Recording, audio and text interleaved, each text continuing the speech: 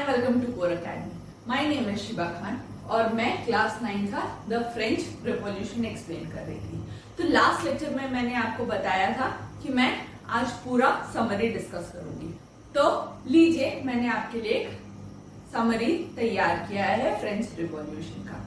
जैसे ही आप अपना चैप्टर कंप्लीट करेंगे, एक टाइमलाइन बनाइएगा अपने चैप्टर के एंड में, ताकि जब भी आप उसका रिवीजन करें तो उस टाइमलाइन के थ्रू गो थ्रू करेंगे तो आपको बहुत अच्छे से रिवीजन में हेल्प मिलेगा और एग्जाम से एक दिन पहले आपके लिए बहुत हेल्पफुल रहेगा।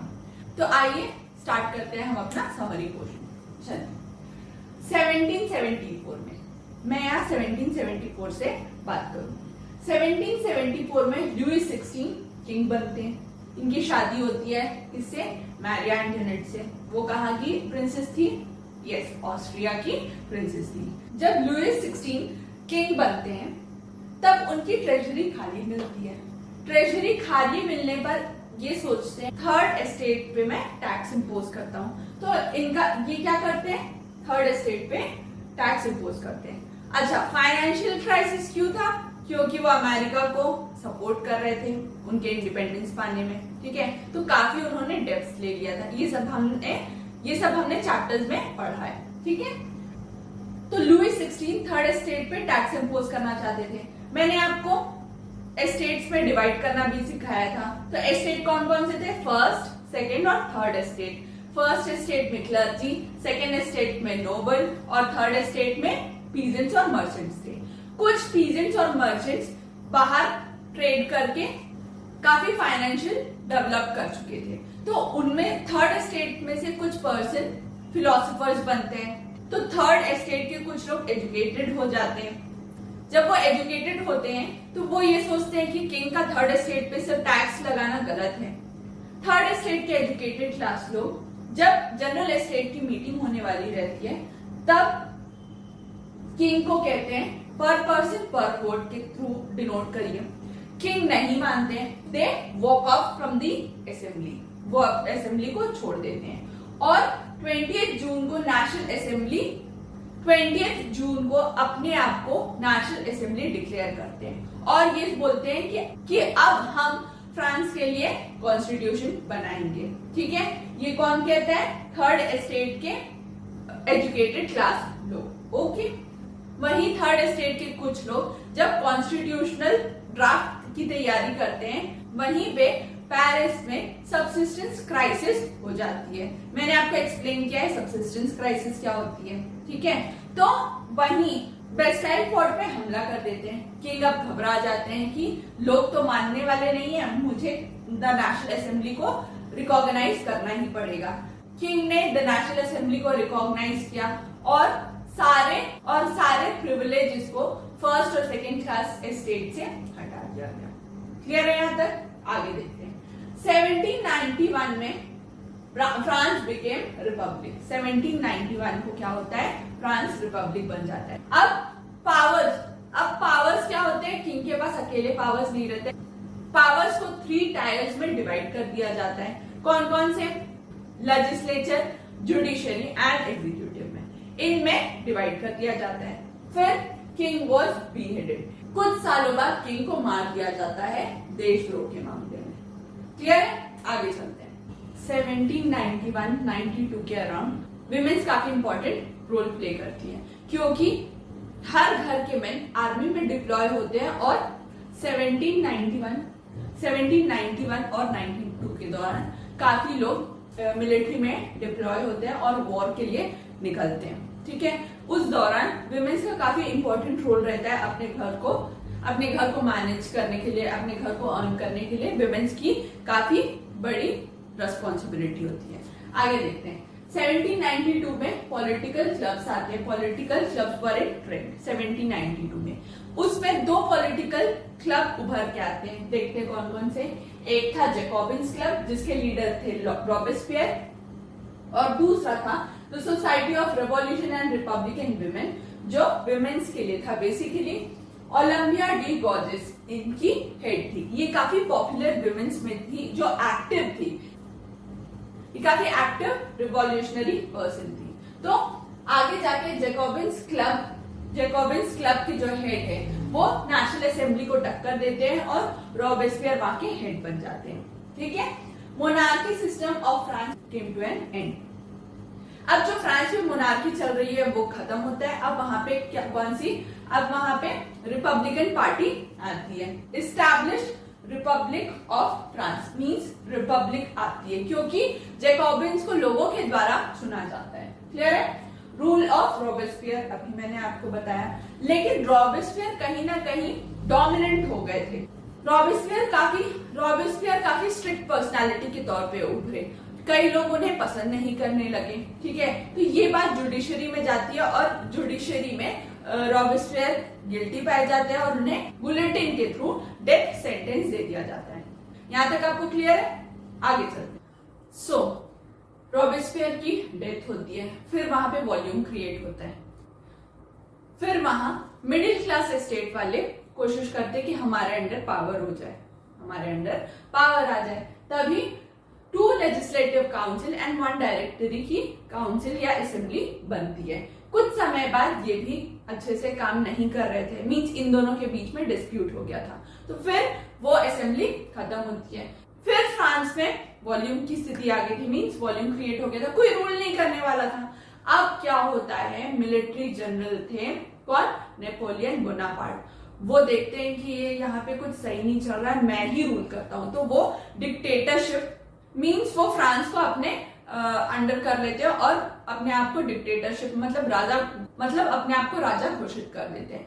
उसी समय फ्रांस की नेबरिंग कंट्रीज फ्रांस पर अटैक करना चाहती थी, तो नेपोलियन बोनापार्ट ने उसे बहुत ही बहादुरी से मींस बहुत ही ब्रेवली उन लोगों का अपोज किए। ठीक है, और 1815 में Napoleon defeated at Waterloo. Napoleon की कुछ खराब नीतियां भी थी, जैसे कि मैंने आपको एक्सप्लेन किया था कि स्लेवरी वापस से रीइंट्रोड्यूस कर लिया था। ये सारी कुछ चीजें उनकी सही नहीं भी थी। फिर क्या होता है, 1815 में नेपोलियन वाटरलू में हार जाते हैं। ठीक है, फिर 1848 में स्लेवरी का टोटली अबॉलिशन होता है। ठीक है, 1848।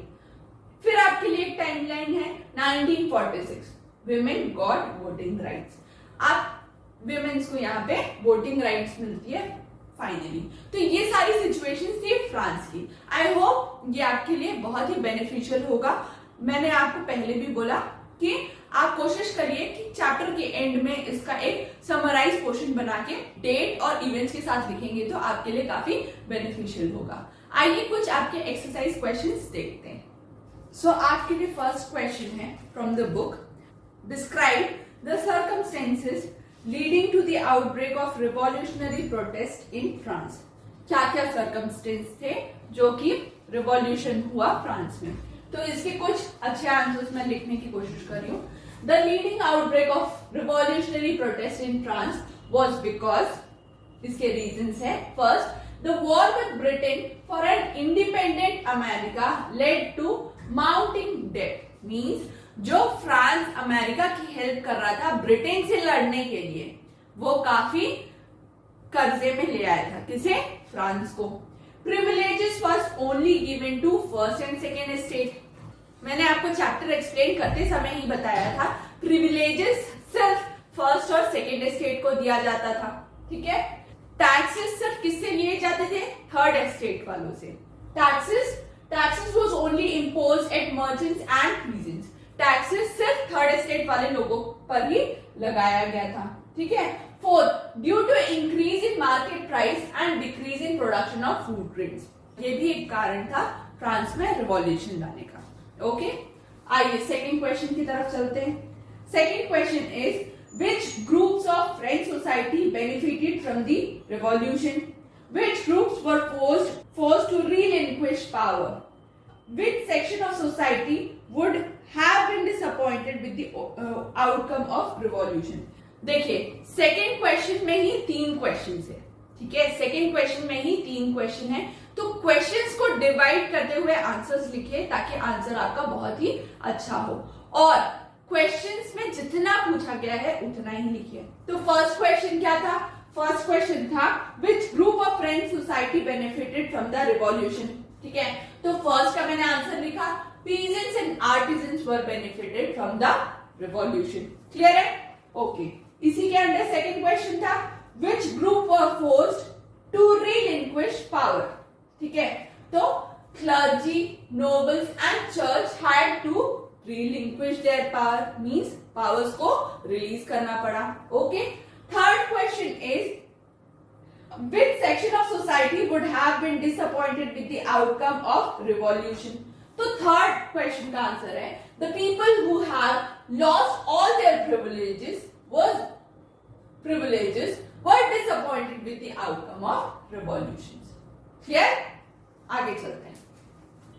So the third question is, describe the legacy of the French Revolution for the peoples of the world during the 19th and 20th century. तो बोला गया है, the idea of liberty and democratic rights were most legacy of the French Revolution. ठीक है, these spread from France to rest of Europe during 19th century. जो democratic rights और idea की बात थी, वो बेसिकली फ्रांस से ही लिया गया और पूरे यूरोप में फैला. ठीक है, ओके. तो क्वेश्चन नंबर फोर्थ है, a list of democratic rights we enjoy today whose origin could be traced from the French Revolution. Means बोला गया, after the France became a republic in 1792, the rule of Robespierre was a wicked person.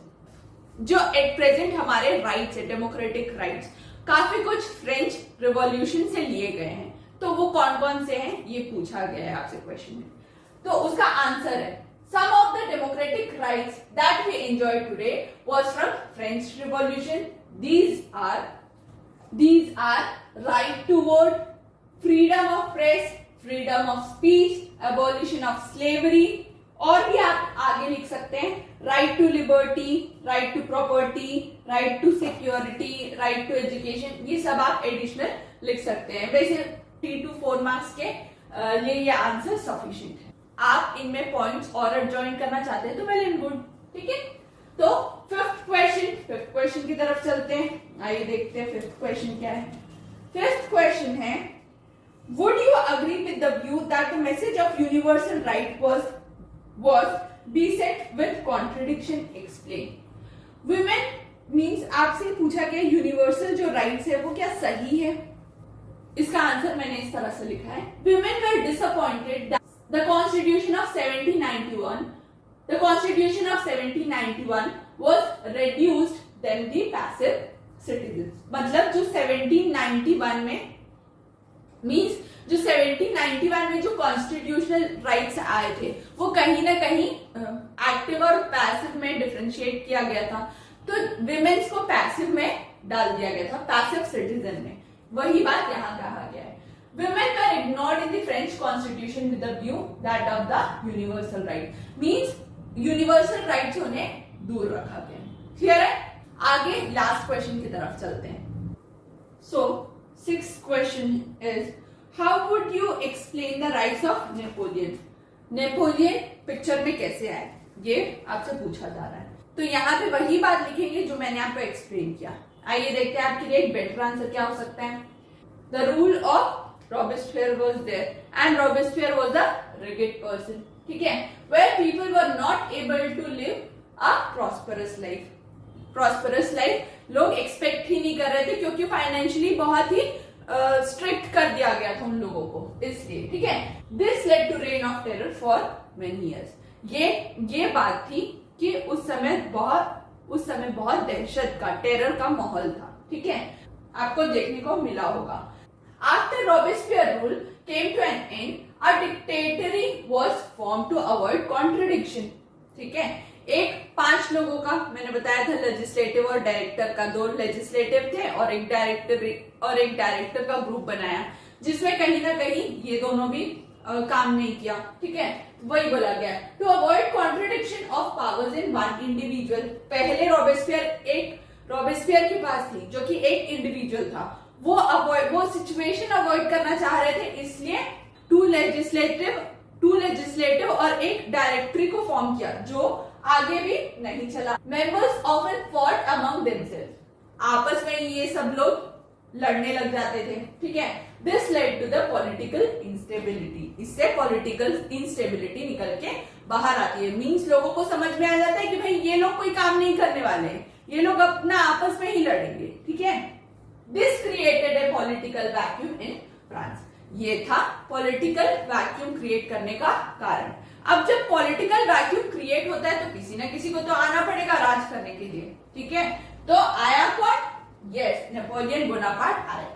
This was a conductive situation and Napoleon Bonaparte took a region of power as a military dictator. I hope यहाँ तक आपको clear होगा। अगर आपको इस chapter से कोई भी डाउट हो तो please let me know. Thank you.